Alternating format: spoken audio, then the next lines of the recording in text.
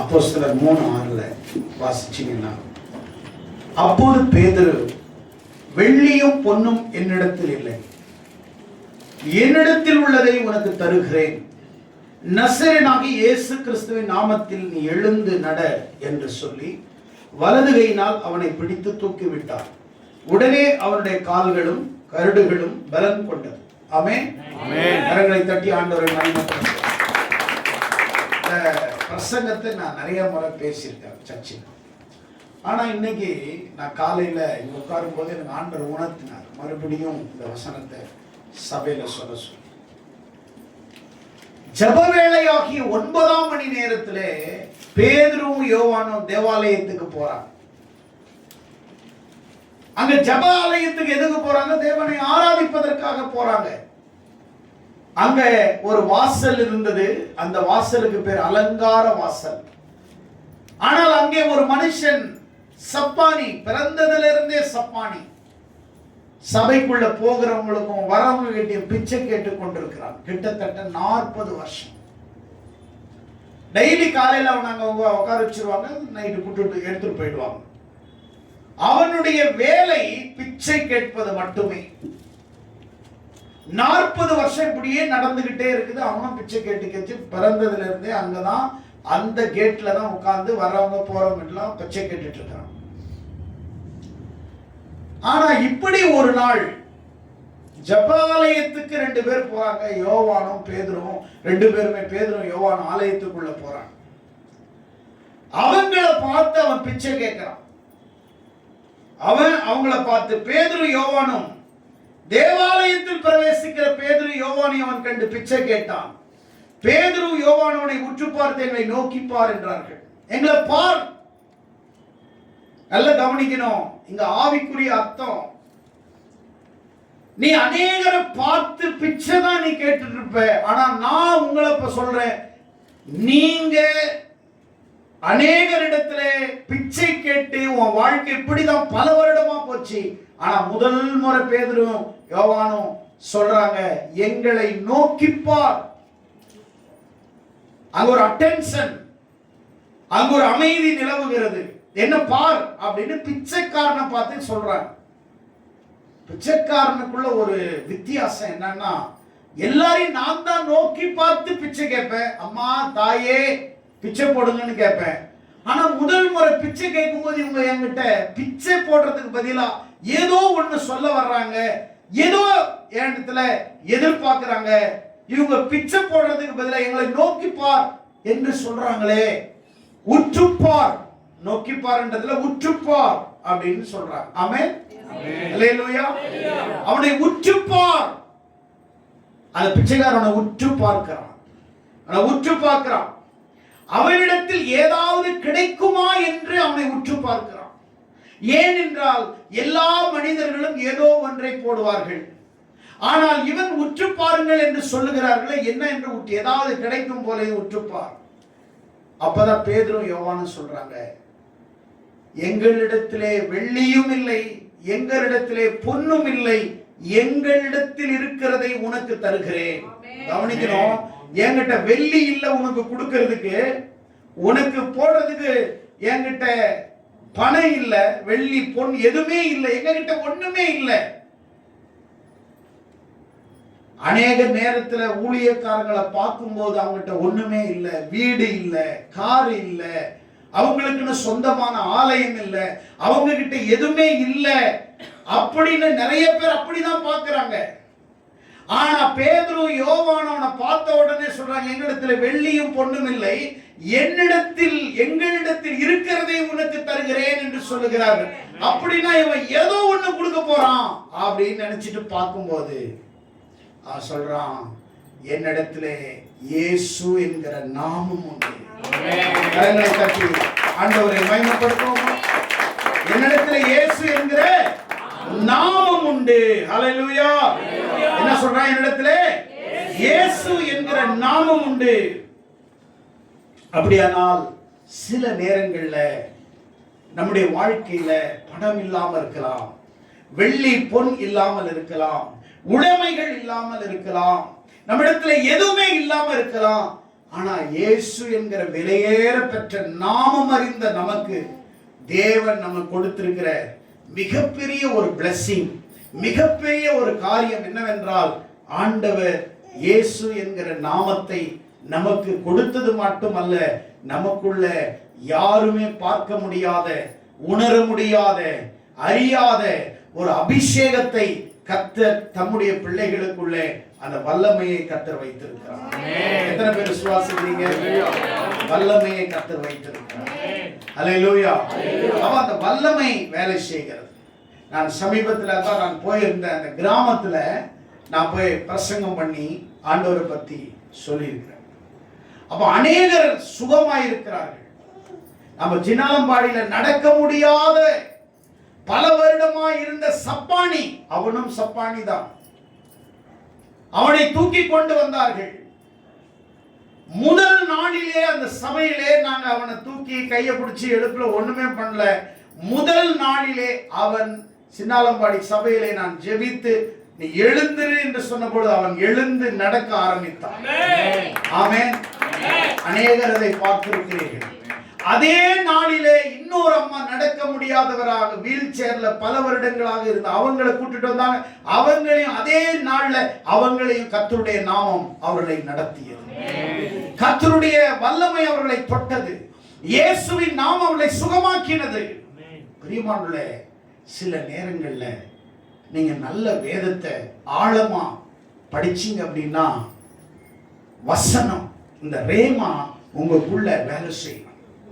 அந்த வசனத்தை நிறைய பேர் பைபிள் படிக்கிறீங்க, இல்லைன்னு சொல்ல. பைபிள் வசனத்தை மனப்பாடம் பண்றீங்க, இல்லைன்னு சொல்லல. அதெல்லாம் முக்கியம் அல்ல. அந்த வசனம் உனக்குள்ள உயிரோட வேலை செய்யும். அந்த வசனம் உனக்குள்ள அந்த வல்லமை வேலை செய்யணும். அந்த அபிஷேகம் உனக்குள்ள வேலை செய்யணும். கர்த்தருடைய பிள்ளைகளுக்குள்ள தேவனுடைய வார்த்தை, தேவனுடைய வசனம் உள்ள பிரவேசிக்கும் போது அது வெறுமையாய் வராது. நாம் விரும்பின காரியத்தை செய்துவிட்டு அது வரும் என்று வேதம் சொல்லுகிறது. ஆகையால் அவர்கள் வாய்களை திறந்து அந்த சப்பானியை பார்த்து சொன்னார்கள், என்னிடத்தில் ஒன்றுமில்லை, என்னிடத்தில் இருக்கிறதை கொடுக்கிறேன். என்னவென்றால் இயேசுவின் நாமத்தில் நீ எழுந்து நட என்று தூக்கி விட்ட பொழுது அவன் எழுந்து நடக்க ஆரம்பிச்சான். அவன் நடக்க ஆரம்பிச்சான். இதே சபையில் அநேகர்களுக்கு ஆண்டவர் சுகம் கொடுத்திருக்கிறார், அநேகருக்கு விடுதலை கொடுத்திருக்கிறார். இங்க இருக்கக்கூடிய ஒவ்வொரு சகோதர சகோதரிகளும் சாதாரணமாய் இந்த இடத்திலே வந்து அமரவில்லை. ஒவ்வொருவரும் தேவனுடைய அற்புதங்களையும் அதிசயங்களையும் கண்ணார கண்டு ஆண்டவர் மிகப்பெரியவர் என்பதை உணர்ந்த பிறகுதான் நீங்கள் திருச்சபையிலே இன்றைக்கு அங்கத்தினர்களாக இருக்கிறீர்கள். நீங்கள் சபையிலே நீங்கள் விசுவாசிகளாக மாறி இருக்கிறீர்கள். அப்படியானால் நீங்கள் யோசிக்க வேண்டும், ஆதிகால திருச்சபையில என்ன இருந்தது? அப்போஸ்தலர் 8ஆம் அதிகாரத்திலே 4ஆம் வசனத்திலே நீங்கள் வாசிப்பீர்களானால், அந்த 1ஆம் நூற்றாண்டு காலத்திலே சபைக்கு பயங்கரமான நெருக்கடி இருந்தது. சபை நடத்த முடியாத சூழ்நிலை இருந்தது. சபையை நடத்த முடியாத காரிய நேரங்கள் இருந்தது. அங்கே ஊழியம் செய்வதை தடை செய்தார்கள். ஊழியக்காரர்கள் ஊழியம் செய்யப்படாதபடி அவர்களுக்கு தொல்லை கொடுத்தார்கள். பயங்கர சபைக்கு துன்பம் உண்டானது. அந்த நேரத்துல சபை சிதறடிக்கப்பட்டது. 4ஆம் வசனத்தை படிங்க.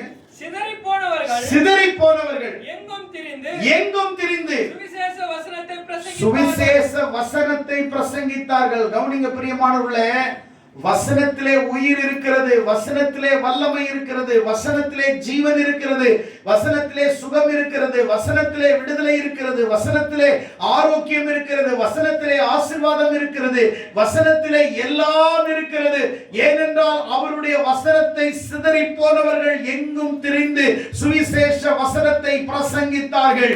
பல இடங்களில் சபைகள் ஸ்தாபிக்கப்பட்டது. பல மக்களுக்குள்ளாக எழுப்புதல் வந்தது. பல கிராமங்கள் இயேசுவை அறிந்தார்கள். பல இடங்களிலே எழுப்புதல் உண்டாய் பல சபைகள் ஸ்தாபிக்கப்பட்டது. அப்போஸ்தலர்கள் மட்டும் ஊழியம் செய்யவில்லை. ஆதி காலத்தில் இருந்த விசுவாசிகள் சபையில் இருக்கிற எல்லாருமே கர்த்தருக்காக எழும்பி பிரகாசித்தார்கள், ஊழியம் செய்தார்கள். எப்போ சபை எழுப்புதலை காணும் என்றால், எப்பொழுது சபை வளரும் என்றால், சபையிலே இருக்கக்கூடிய நீங்கள் எல்லோரும் ஊழியக்காரர்களாக மாறும் பொழுது, எல்லோரும் தேவனுடைய வசனத்தை பிரசங்கிக்கும் போது, எல்லோரும் சுவிசேஷத்தை அறிவிக்கும் பொழுது ஆத்தும தாகம், ஆத்தும பாரம், உங்கள் வீட்டை குறித்து, உங்கள் குடும்பத்தை குறித்து, உங்கள் கிராமத்தை குறித்து, உங்கள் தெருவை குறித்து, உங்க வீட்டில் ரட்சிக்கப்படாதவர்களை குறித்து உங்களுக்குள்ளாக அந்த பாரம் வர வேண்டும். ஆண்டவரே, இவர்கள் சுவிசேஷம் அறிவிக்க வேண்டும், இவர்களுக்கு தேவனுடைய வார்த்தை நான் எப்படி அறிவிக்க வேண்டும், உம்முடைய நாமத்தை நாங்கள் எப்படியாவது பிரசங்கிக்க வேண்டும் என்ற தாகமும் வாஞ்சையும் அந்த விருப்பமும் உங்களுக்குள்ள இருந்து நீங்க போய் வேலை செஞ்சீங்கன்னா வசனத்துக்குள்ளே ஜீவன் இருக்கிறது, வசனத்துக்குள்ளே உயிர் இருக்கிறது. ஏனென்றால் இந்த உலகத்திலே நீங்கள் காண்கிற அத்தனையும் தேவன் தம்முடைய வாயின் வார்த்தைகளால் படைத்தார், சிருஷ்டித்தார். ஆமென். சந்திரன் உண்டாக கடவுது என்று வாயை திறந்து சொன்னார், சந்திரன் உண்டாயிடுச்சு. சூரியன் உண்டாக கடவுது என்றால் சூரியன் உண்டாயிடுச்சு. அவர் இந்த உலகத்திலே நாம் பார்க்கிற அத்தனையும் ஒரு சொல்லாலே ஆண்டவர் உருவாக்கினார், ஒரு வார்த்தையாலே உருவாக்கினார். அப்படியானால் இந்த உலகத்திலே யாருக்கும் தெரியாத மிகப்பெரிய ஆச்சரியமான ரகசியம் என்ன? இயேசுவின் நாமத்தை நீங்கள் பயன்படுத்த நீங்கள் எதை விரும்புகிறீர்களோ அது நிறைவேறிக் கொண்டே இருக்கும். உங்க வாயை திறந்து நீங்கள் எதை சொல்லுகிறீர்களோ அது நிறைவேறிக் கொண்டே இருக்கும். நீங்க வாயை திறந்து தரித்திரத்தை பத்தி பேசுனீங்கன்னா தரித்திரம் இருக்கும். உங்க வீட்டை குறித்து ஆசீர்வாதத்தை பேசினா ஆசீர்வாதம் இருக்கும். விடுதலையை குறித்து பேசினா விடுதலை இருக்கும். சுகத்தை குறித்து பேசினா சுகம் இருக்கும். நீங்க எப்ப பார்த்தாலும் ஒண்ணுமே இல்லை என்றால் ஒண்ணுமே இல்லாம போகும். இயேசுவின் நாமத்தால என்ன கர்த்தர் ஆசீர்வதிச்சிருக்கிறார், என்னுடைய வீட்டை ஆசீர்வதிச்சிருக்கிறார், என் தொழிலை ஆசீர்வதித்திருக்கிறார், என்னை கர்த்தர் உயர்த்தி வச்சிருக்கிறார், என் தேவைகளை அவர் சந்திப்பார், என் ஆண்டவர் எனக்காக யாவையும் செய்து முடிப்பார் என்று இயேசுவின் நாமத்தினாலே உங்கள் வாய்களை திறந்து எதையெல்லாம் சொல்லுகிறீர்களோ, whatever you say, whatever you say, whatever you say, or whatever else, எது வேணாலும் கேட்கலாம், எது வேணாலும் சொல்லலாம். தேவன் உங்களுக்கு செய்ய அவர் வல்லமை உள்ளவர். எத்தனை பேர் விசுவாசிக்கிறீங்க? ஆமென் சொல்லுங்களேன். இயேசுவின் நாமத்துல அங்க பவர் வல்லமை இருக்கு. நிறைய பேருக்கு தெரியல, இந்த ரகசியம் தெரியாததுனால தான். கரண்ட போய் தொட்டு பாருங்க, அதுல பவர் இருக்கும். யாரும் போய் தொட மாட்டாங்க, தொட்டா செத்துருவாங்க. காரணம், கண்ணுக்கு தெரியாத ஒயருக்குள்ள கூட ஏதோ ஒரு பவர் இருக்குது. நம்ம அந்த பவரை கண்ணால பார்க்க முடியாது, ஆனா அந்த பவர் அதுல இருக்குதுன்னு நம்ம நம்புறோம். ஏன்? தொட்டா செத்துருவாங்க. அது பேர் தான் பவர். அதுல ஏதோ ஒரு பவர் இருக்குது, எலக்ட்ரிக்கல் ஷாக் பவர் இருக்குது. அதே மாதிரி தான் இயேசுவின் நாமம் அப்படிதான். பார்த்த உடனே அதுல ஒண்ணு இல்லாத மாதிரி தான் இருக்கும். யூஸ் பண்ணி பாரு, ஆண்டவர் அற்புதம் செய்வார். விடுதலை, சுகம், ஆரோக்கியம். Whenever you use the name of Jesus or you use the name, God will do everything for us. எது வேணாலும் ஆண்டவர் நமக்கு செய்கிறவராய் இருக்கிறார். ஆமென். வசனத்தை நீ யூஸ் பண்ணணும், வார்த்தையை நீ யூஸ் பண்ணணும். ஹல்லேலூயா. அப்போ புதிய ஏற்பாட்டு காலத்தில் விசுவாசிகள் எங்கும் தெரிந்து சுவிசேஷத்தை அறிவித்தார்கள். நீ சபையில இந்த வாரத்துல நீ போகும்போது யாராவதுக்கு நான் சுவிசேஷத்தை அறிவிச்சாகணும். என் குடும்பத்தில் ரட்சிக்கப்படாதவங்க இருக்கிறாங்க. நான் ஒன்னே ஒன்று சொல்றேன், பாஸ்டர் நான் சொன்னா கேட்க மாட்டேங்கிறாங்க.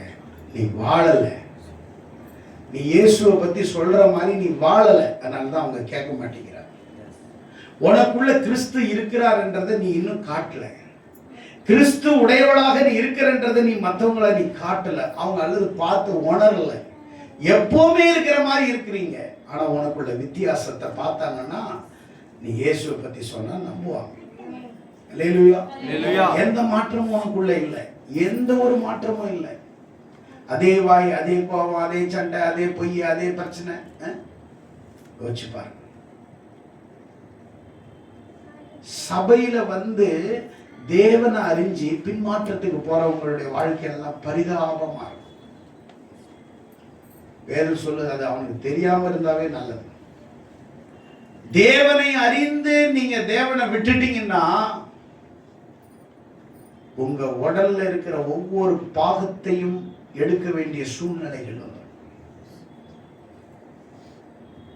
நான் நிறைய பேர் பின்மாற்றத்துக்கு போன கிறிஸ்தவர்களை நான் பார்த்திருக்கிறேன்.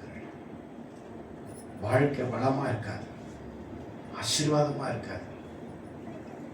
தேவனை அறிய மாட்டார்கள், தேவனை விசுவாசிக்க மாட்டார்கள். ஆண்டவர் செய்த நன்மைகளை நீ எதுக்கு தெரியுமா? நீ சர்ச்சைக்கு வந்து என் ஆத்துமாவே கர்த்தரை ஸ்தோத்திரி, என் ஆத்துமாவே கர்த்தரை ஸ்தோத்திரி. அவர் செய்த சகல உபகாரங்களை மறவாதே. சும்மா டேப் ரிகார்ட் மாதிரி ரோபோ மாதிரி சொல்றதுக்கு ஆண்டவர் உன்னை அந்த வசனத்தை அழைக்கல. When you say you feel the word of God. Amen. வார்த்தையை எல்லாம் சொல்றாங்கன்னு சொல்லக்கூடாது. அவர் செய்த சகல உபகாரங்களை மறவாதே. என் ஆத்துமாவே அப்படின்னா தாவீது சொல்றாரு. ஆத்துமாவை பார்த்து தாவீது சொல்றாரு, என் ஆத்துமா ஆண்டவர் செய்த நன்மைகளை மறவாதே, அவரை ஸ்தோத்திரி. என் ஆத்துமாவே கர்த்தரை ஸ்தோத்திரி. என்னைக்காவது நீ அந்த நீ சொல்றியே, அது நீ உணர்ந்திருக்கிறியா? ஆனா தாவீது ஆத்துமாவை பார்த்து சொல்றாரு, என் ஆத்துமாவே கர்த்தரை ஸ்தோத்திரி, என் ஆத்துமாவே என் முழு உள்ளமே கர்த்தரை முழுசா ஆண்டவரை ஸ்தோத்திரி. அவர் செய்த சகல உபகாரங்களை மறக்காதே. ஆண்டவர் செய்த நன்மைகள் உன்னை நடக்க வச்சிருக்கிறார், உன்னை பேச வச்சிருக்கிறார், உன்னை வாழ வச்சிருக்கிறார், உன்னை வழிகாட்டிட்டு இருக்கிறார். நீ என்னைக்காவது உன் ஆத்துமா உனக்கு செஞ்ச நன்மையை நீ ஸ்தோத்திரிக்கிறியா?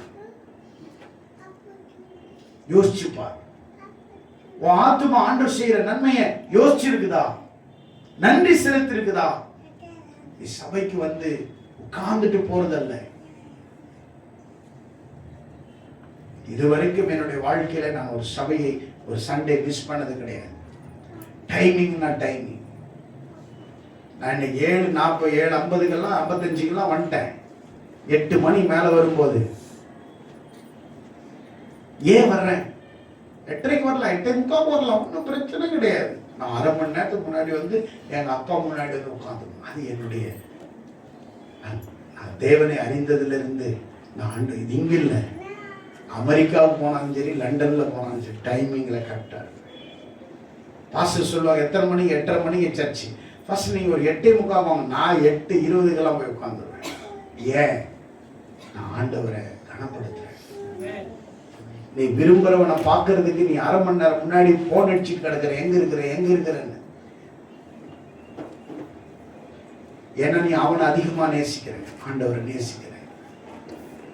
ஆனா நாங்க அதிகமா ஆண்டவரை தான் நேசிக்கிறோம். அதனால நான் சீக்கிரம் ஓடியாடுறோம். சபையில வந்து உட்கார்ந்து ஆராதிக்கிறோம். சபைக்கு வேகமா ஒடியாடுறோம். ஏன்? என் முழு மனதோடு கர்த்தரை ஸ்தோத்திரிக்கிறேன். நீ நடக்கிற பாரு, அதுல இருந்தே நீ யாருன்னு உனக்கு சொல்ல முடியும். உன் ஆவிக்குரிய வாழ்க்கை எப்படி இருக்கிறது உன்னை பார்த்தே நாங்க சொல்ல முடியும். நீ நினைச்சுக்கலாம் பாஸ்டரை திருப்திப்படுத்தலாம், கிடையாது. நீ என்ன திருப்திப்படுத்தாத, உன்னை அழைச்சவரை திருப்திப்படுத்த. இயேசுவை நீ திருப்திப்படுத்து. ஆண்டவருக்கு உண்மையாயிரு. நீ ஆண்டவர் உண்மையா இருந்தா சபைக்கு நீ ஆட்டோமேட்டிக்கா உண்மையா இருப்ப. சபை எனது இல்ல, அப்பாவது. அதனால நீ இதுக்கு உண்மையா இருப்ப. நீ ஆண்டவர் உண்மையை நேச்ச சபையை நேசிப்ப. நீ ஆண்டவர் நேசின சக ஜனங்களை நீ நேசிப்ப. இதான் உண்மை. அவர் செய்த சகல உபகாரங்களையும் மறவாதே. அதிகால விசுவாசிகள் எங்கும் திரிஞ்சு ஊழியம் செஞ்சாங்க. அவர்கள் அப்போஸ்தலர்களைப் போல அவர்களும் ஊழியம் செய்தார்கள். பல இடத்துக்கு ஓடி சுவிசேஷத்தை அறிவித்தார்கள். நம்மளால சபை வளர்கிறதா? நம்மால விசுவாசிகள் வருகிறார்களா? நம்முடைய குடும்பங்கள் சபைக்கு வருகிறதா? நம்முடைய குடும்பத்தை நம்மால ரட்சிக்க முடியல. ஏன்? காரணம் என்ன? நம்முடைய இயேசுவின் நாமத்தை பயன்படுத்தல.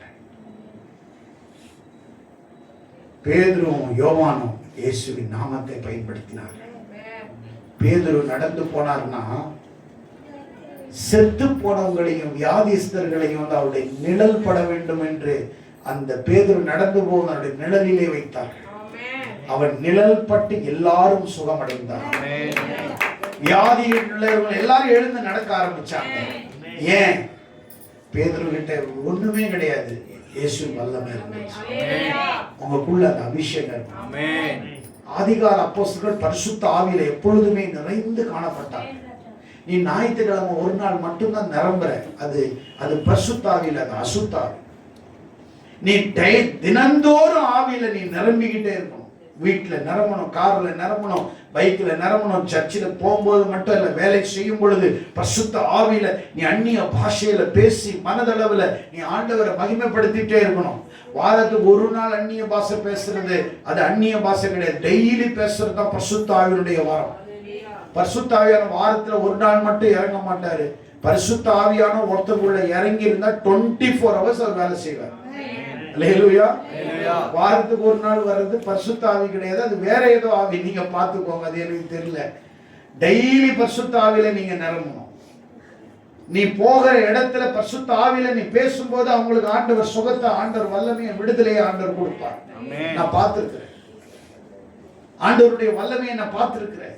ஆண்டவருடைய அபிஷேகத்தை நான் உணர்ந்திருக்கிறேன். என்கிட்ட ஒண்ணுமே இல்லை. நாங்க கை வச்ச பேய் ஆடுது. நீ கையை வச்சுன்னா நீ ஆடுற. நாங்க பேய் மேல கை வச்ச பேய் ஆடுது. நீ கையை வச்சுன்னா நீ ஆடுற. பேய் அமைதியா இருக்கு. ஏன்? உனக்குள்ள பவர் இல்லை, உனக்குள்ள வல்லமை இல்லை, உனக்குள்ள அபிஷேகம் இல்லை, உனக்குள்ள வரம் இல்லை. அதுக்காக நீ கேட்டிருக்கிறியா? அதிகால விசுவாசிகள் பரிசுத்த ஆவியில நிரம்பி ஜெபித்தார்கள், ஆண்டவரை மகிமைப்படுத்தினார்கள். சபையே, இன்னைக்கு ஆண்டவர் உங்களை பார்த்து சொல்றார், பரிசுத்த ஆவியில டெய்லி நிரம்புங்க. வேலை செய்யும் போது நிரம்புங்க. நடுவில் போகும்போது நீங்க அந்நிய பாஷையில ஸ்தோத்திரம் பண்ணி பேசிட்டே போங்க. வண்டியே இடிச்சா கூட வண்டி நொறுங்கிரும். உன் மேல இருக்கிற அபிஷேகம் வண்டியை நொறுங்கிரும். உன்னை எதுவுமே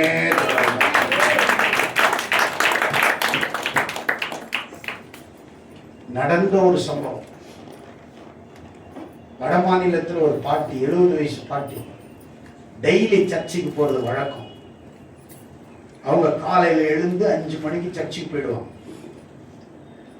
ரோடு கிராஸ் பண்ணா சர்ச்சு. வீட்டில இருந்து ஸ்தோத்திரம் பண்ணிக்கிட்டே போவாங்களா. படிக்காதவங்க பைபிள் கையில் எடுத்துட்டு ஸ்தோத்திரம் பண்ணிட்டு வாழ்க்கையில 365 நாள் ஒரு நாளும் மிஸ் பண்ணாம கோயில்ல போய் காலையில ஜெபம் பண்ணிட்டு சர்ச்சை திறந்து அதிகாலையில ஆராதிச்சுட்டு வீட்டுக்கு வருவாங்க. இப்படியே வழக்கம். ஒரு நாள் பனி காலத்துல அவர் வரும்போது ஒரு பெரிய டாரஸ் லாரி அந்த யார் மேல மோதிச்சு வந்து பாட்டியை ஒரே இடிச்சு. பாட்டி வந்து அப்படியே வயல்ல விழுந்திருக்குது. காரு அந்த அந்த அது என்னது, அந்த லாரி மூணு பல்டி விழுந்து போயிருக்குது. என்னங்க சொல்றீங்க, உண்மையாங்க அப்படின்னு கேட்டா நடந்ததுன்னு சொல்றாரு பாஸ்டர். பாட்டிக்கு ஒண்ணும் ஆகல, வண்டிக்கு சேதம். அந்த பாட்டி எழுப்பி சொன்னா கேட்கிறாங்களாம், என் மேல வந்து இடிச்ச உடனே ஒரு வல்லமை, ஒரு அபிஷேகம் என் மேல இருந்து அப்படியே போனதை பார்த்தேன். அப்படியே இரும்பு கவசத்தை போல போய் அது மேல டமார்னு பட்டுச்சு.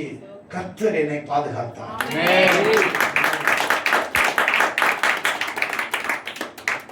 ஆமென். ஐசியூல படுத்திருக்கிறான். இன்னைக்கு நாளைக்குன்னு சொல்றாங்க, செத்துருவாசாரன்றாங்க.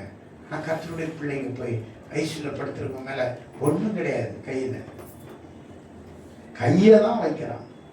அவன் எழுந்து அடுத்த 10 நிமிஷத்துல அவன் எழுந்து சாப்பிட்டுட்டு வீட்டுக்கு டிஸ்சார்ஜ் ஆகிடுறான். எப்படி? கர்த்தருடைய வல்லமை.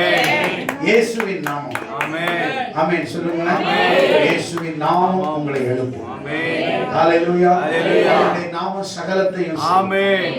அப்படின்னா ஆதிகால விசுவாசிகள் எப்படி எல்லாம் இருந்தாங்கன்னா அவர்கள் ஜெபித்தார்கள். என்ன செய்தார்கள்? ஜெபித்தார்கள். அவர்கள் ஆண்டவர் மத்தியில் என்ன செய்தார்கள்? ஜெபித்தார்கள். எத்தனை பேர் விசுவாசிக்கிறீங்க? அல்லேலூயா. அவர்கள் ஜெபித்தார்கள். இரண்டாவது வசனத்தை அவர்கள் ஏற்றுக்கொண்டார்கள். பரிசுத்த ஆவின் வல்லமையை அவர்கள் பெற்றார்கள். எத்தனை பேர் விசுவாசிக்கிறீங்க? இயேசுவை போல அவர்கள் சாட்சிகளாக இருந்தார்கள். நம்ம மத்தியில சாட்சி ரொம்ப முக்கியம். சாட்சி ரொம்ப, நீ சொல்லாத, உன் சாட்சியை கர்த்தர் பார்க்கிறார். சபையில என்ன கெட்டதா சொல்லி கொடுக்குறாங்க, நல்லதை சொல்லி கொடுக்குறாங்க. சபையில நீ எப்படி வாழணும்னு சொல்லி கொடுக்குறாங்க, நீ எப்படி இருக்கணும்னு சொல்லி கொடுக்குறாங்க. இங்க இருக்கக்கூடிய அத்தனை பேரும் இந்து சகோதரர்கள், சகோதரி, உண்மையை சொல்லுங்க. நீங்க வந்த பேர் ஆசீர்வதிக்கப்பட்டீங்களா இல்லையா? ஆண்டவரால் தொடப்பட்டீங்களா இல்லையா? உங்களை யாராவது கட்டாய மதமாற்றம் செய்தார்களா? இல்லை. பரிசுத்த ஆவியானவர் உங்களை சந்தித்தார். பரிசுத்த ஆவியானவர் உங்களோடு பேசினார். அப்ப அவர்கள் சாட்சிகளா இருந்தார்கள். ஆதி காலத்துல இருக்கிற விசுவாசிங்க என்கிட்ட பணம் இல்லைன்னு சொல்லல, என் பணம்னு சொல்ல, இது தேவனுடையது என்று சொன்னாங்க. என்ன சொன்னாங்க? என் பணம்னு சொல்லல, எங்கேயுமே இது என் காசுன்னு சொல்ல, இது முழுசா தேவனுடையது. அதனாலதான் அதிகால விசுவாசிகள் தங்கள் காணியாட்சிகளை எல்லாம் விற்று,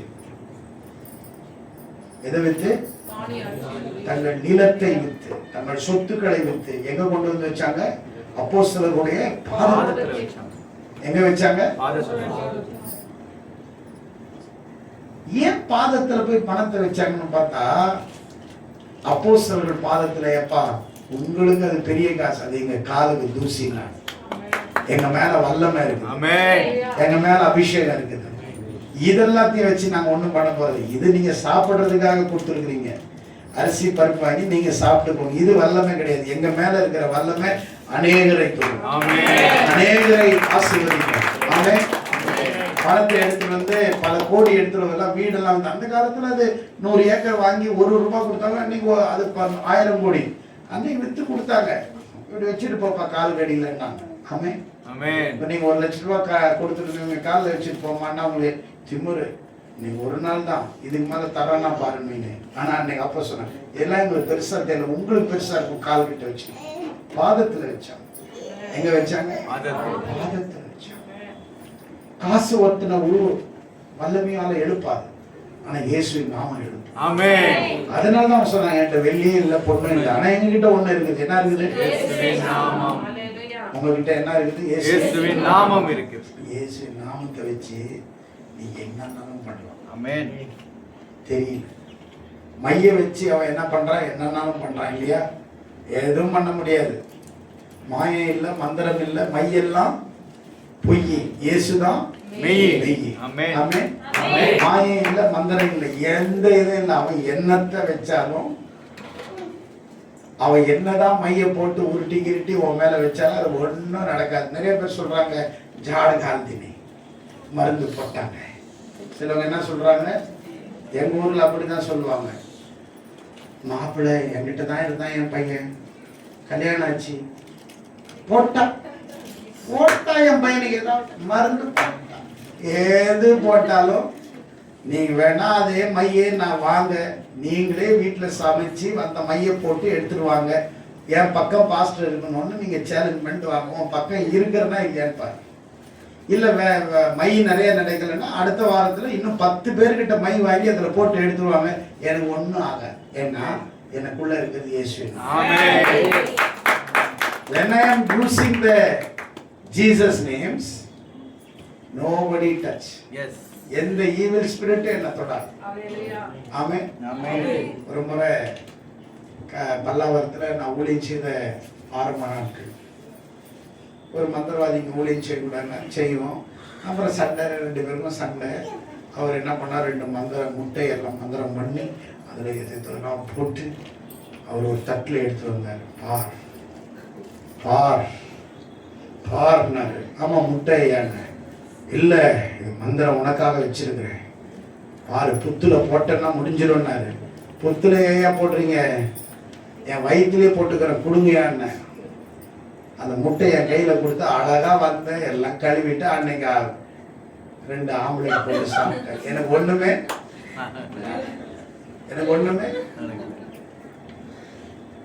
முட்டை கொடுத்தவன் செத்துட்டான், முட்டை சாப்பிட்டவன் உயிரோட இருக்கான். ஏன்னா எனக்கு தெரியும் எனக்குள்ள இயேசுவின் நாமம் இருக்கு. ஆமென். இயேசுவின் வல்லமை எனக்குள்ள இருக்கு, நான் விசுவாசிக்கிறேன், அவ்வளவுதான். நீ நம்பணும்னா உனக்கு பலமா இருக்கும். தாவீது சொல்ற, நான் விசுவாசித்தேன் ஆகையால் நான் பேசுகிறேன். அதிகால விசுவாசி அப்படிதான் இருந்தாங்க, எங்கும் இருந்து சுவிசேஷத்தை அறிவிச்சாங்க, சாட்சிகளா இருந்தாங்க. பணம் எனதுன்னு சொல்ல, தேவனுடைய. நீ எப்போ இந்த மனநிலைக்கு வருகிறியோ, நீ வளர போற, வளர்ந்துகிட்டு இருக்கிற, வளர்ந்துகிட்டே இருக்கிற, அநேகரை வளர்க்க போற, அநேகரை நீ ரட்சிப்புக்குள்ள கொண்டு வர போற.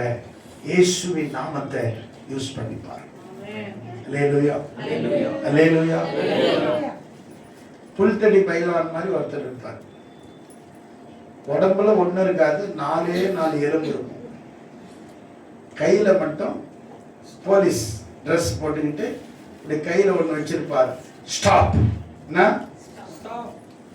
அவர் இப்படி காமிச்சா என்ன பண்ணும்? வண்டி நிக்கணுமா இல்லையா? ஆனா ஆளு எப்படி இருக்கிறாரு? இவர் டவுன்ல நிக்கிறார். பிரிட்ஜில இருந்து லாரி மேல இருந்து பிரிட்ஜை நோக்கி பெரிய டார்ஸ் வருது. அப்படி வருது, பெரிய டன் கணக்குல ஏத்திட்டு நிக்கவே முடியாது. கண்ட்ராக்டர் சொல்றாரு, யோ பிரேக் போடியா? சார் நிக்காது சார் டவுன்ல. என்ன அப்படின்னா வண்டி பாருங்க சார், நெல்லை மூட்டை ஏத்திட்டு வருது, எப்படி சார் நிற்கும்? ஆனா இவன் புல்தடி பயில்வான் மாதிரி இருப்பார். இவர் போயிட்டு அந்த லாரியை பார்த்து இப்படி காமிச்சாருன்னா லாரி நின்றுடும். பார்த்துருக்கீங்களா? ஏன்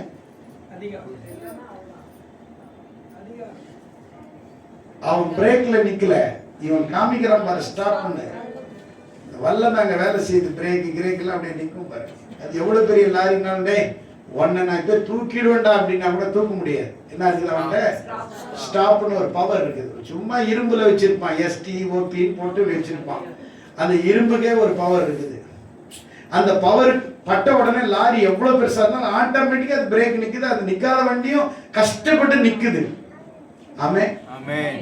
இயேசுவின் நாமத்துல இந்த உலகத்துல அண்ட சராச அகிலத்தை படைச்ச தேவன் அந்த நாமத்தை நீ யூஸ் பண்ணா எல்லாம் நடக்கும். ஆமென். எத்தனை பேர் விசுவாசிக்கிறீங்க? ஹalleluya ஹalleluya ஹalleluya. நாமத்தை நீ யூஸ் பண்ணு. வியாதி வந்துருச்சுன்னு உடனே டாக்டர் கிட்ட ஓடுறது, ஃபர்ஸ்ட் உட்கார்ந்து ஜெபிக்கிறது கிடையாது, ஆண்டவரை தேடுறது கிடையாது. ஆண்டவர்கிட்ட உட்கார்ந்து, ஆண்டவரே இது என்ன வியாதின்னு தெரியல, இருந்தாலும் இயேசுவின் நாமம், சப்பானிய சுகமாக்கின நாமம், செத்தவனை உயிர்ப்பித்த நாமம், ஆண்டவரே குருடனுக்கு சுகம் கொடுத்த நாமம், அந்த நாமம் என்னுடைய உடலில் இருக்கிற இந்த பலவீனத்துக்காக ஜெபிக்கிற அந்த இயேசுவின் நாமம். அப்படி நீ ஜெபம் பண்ணி பாரு, உனக்கு அற்புதம் நடக்கும். ஆமென். நீ டாக்டர் கிட்ட போய் 2000 ரூபாய் கொடுக்கணும் அவசியம் கிடையாது. நீ நல்லா ஜெபிச்சுட்டு அந்த 2000 ரூபாய் உனக்கு பிடிச்ச பழத்தை வாங்கி நல்லா முன்னாடி கூட ஃபுல்லா வச்சுக்கிட்டு ஃபுல் டே உட்கார்ந்து சாப்பிட்டுட்டு இருக்க. உனக்கு ஒன்னும் நடக்காது. நீ டாக்டர் இயேசுவை நம்புறது இல்லை, டாக்டர் கொடுக்கிற மாத்திரையை நம்புறது கிடையாது. இயேசுவின் நாமம் எல்லாத்தையும் செய்யக்கூடிய வல்லமை. அந்த நாமத்துக்குள்ள எல்லாமே இருக்குது.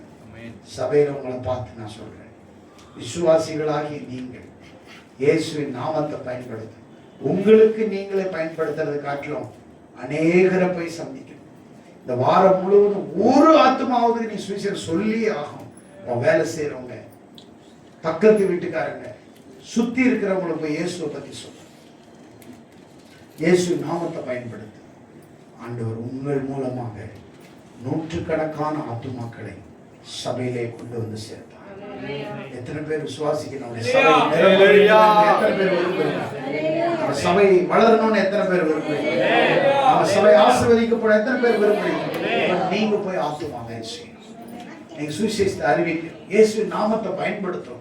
எப்பேற்பட்ட ஆளுக்கும் நீங்க கையை வச்சு ஜெபம் பண்ணுங்க. ஆண்டவரே நான் கையை வச்சு ஜெபிக்கிறேன், அந்த ஆள் நடக்கணும், அந்த நொண்டி நடக்கணும், அந்த குருளை பார்க்கணும், அந்த முடவன் நடக்கணும், அந்த சப்பானி எழுத நடக்கணும், அந்த செவிடன் கேட்கணும். ஆண்டவரே உங்க நாமத்துக்கு மேல ஒரு நாமம் எதுவுமே இல்லை.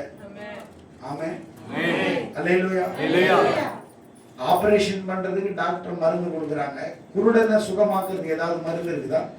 காது கேட்கறதுக்கு மருந்து இருக்குதா? ஒன்றும் இல்லை, மிஷின் வாங்கி போட்டுருக்குறாங்க. அப்போ சரியா மிஷின் வாங்கி போட்டும் கேட்காதவங்க நிறைய பேர் இருக்காங்க. ஆனா நீங்க இயேசு நாமத்தை பயன்படுத்தி பாருங்க, கேட்காதவன் காதும் கேட்கும், நடக்காதவன் நடப்பான். எத்தனை பேர் விசுவாசிக்கிறீங்க? அவருடைய வல்லமை அநேகரை கர்த்தர் தொடுவார். எத்தனை பேர் நம்புறீங்க? எத்தனை பேர் இயேசு நாமத்தை பயன்படுத்த போறீங்க? எத்தனை பேர் இயேசு நாமத்தை பயன்படுத்த போறீங்க? எல்லாரும் எழுந்து நின்று எல்லாரும், ஆண்டவரே உம்முடைய நாமத்தை நாங்கள் இன்று முதல் நாங்கள் பயன்படுத்த போகிறோம். ஆண்டவரே உம்முடைய வல்லமையின் நாமத்தை நாங்கள் யூஸ் பண்ண போகிறோம். ஆண்டவரே எங்களோடு கூட பேசுங்க. ஆண்டவரே அப்பா உம்முடைய நாமத்தை நாங்கள் பயன்படுத்த போகிறோம். உம்முடைய நாமத்துக்குள்ளாக வல்லமை உண்டு.